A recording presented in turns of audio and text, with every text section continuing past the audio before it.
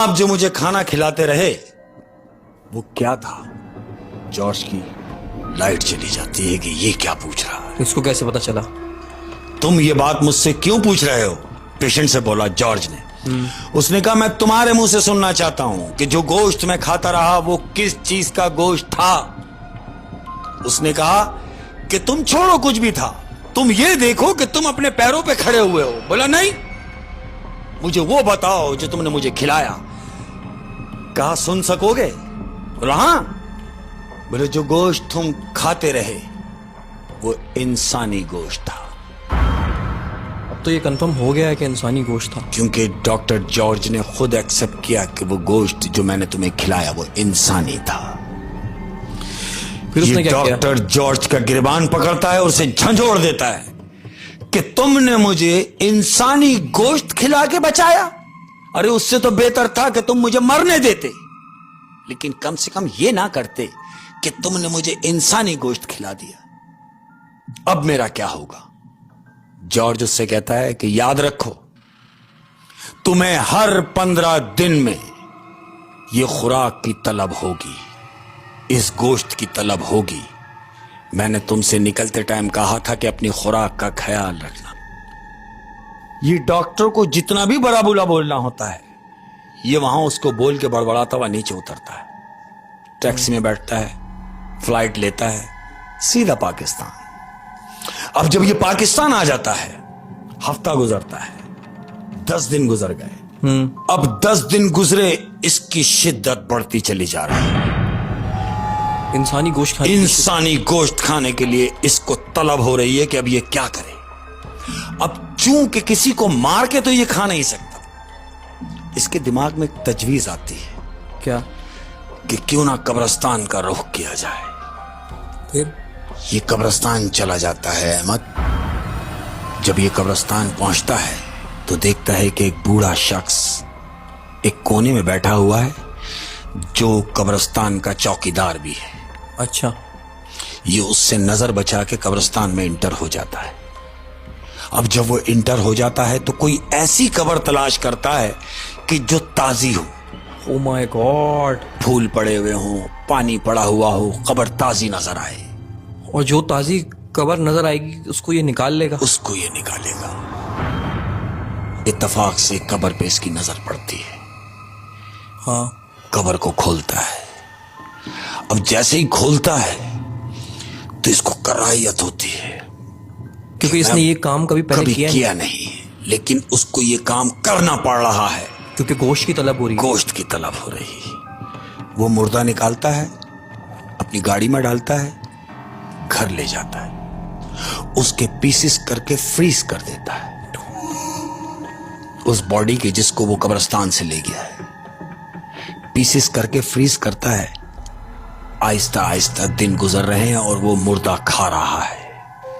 दिन गुजरते जा रहे हैं, मुर्दा खत्म होता जा रहा है। अब हफ्ता हो गया।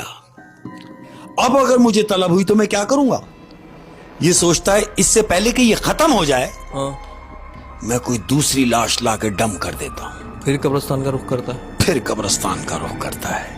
अब जब ये कब्रिस्तान पहुंचता है तो वहां देखता है कि वो जो बूढ़ा शख्स था वो अब नहीं है। उसकी जगह कोई हट्टा कट्टा हेल्थी आदमी बैठा हुआ है। चौकीदार चेंज हो गया। चौकीदार चेंज हो जाता है। ये कहता है अब इसकी मौजूदगी में तो ये मुमकिन नहीं है, क्योंकि वो बूढ़ा था, गनूदगी में था, मैं काम कर गया। ये जाग भी रहा है और सेहतमंद भी है, तो क्यों ना इससे डील की जाए। उसने पैसों की लालच दी। पैसों की लालच देता है। वो उसके पास जाता है और उससे कहता है अरे भाई क्या रात में तुम यहाँ ड्यूटी करते हो यार, छोड़ो,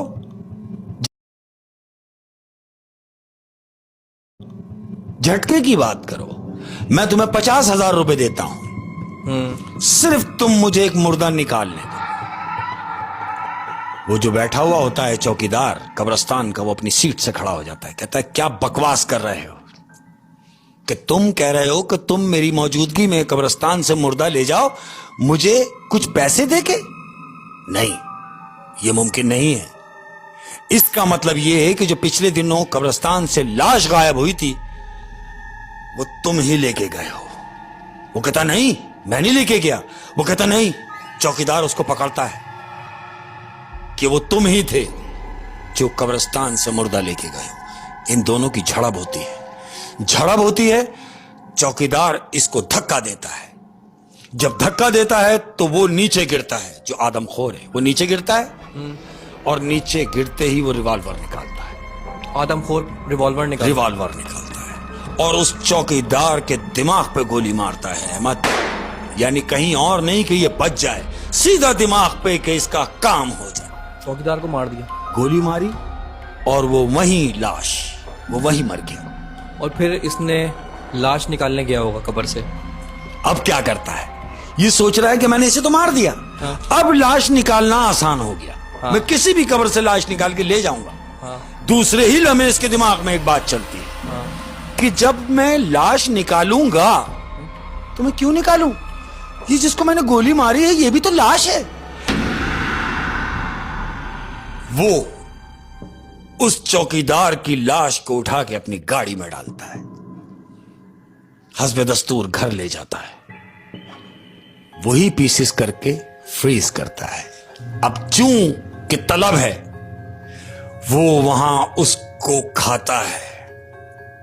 चौकीदार को खा गया वो। चौकीदार की जो गोश्त है चौकीदार का, वो पहली खुराक उसने खाई है और वो पहली खुराक उस गोश्त की उसको इतना मजा आता है कि वो पिछले सारे मजे भूल जाता है, ये सोच के कि यार ताजा मुर्दे की बात ही कुछ और।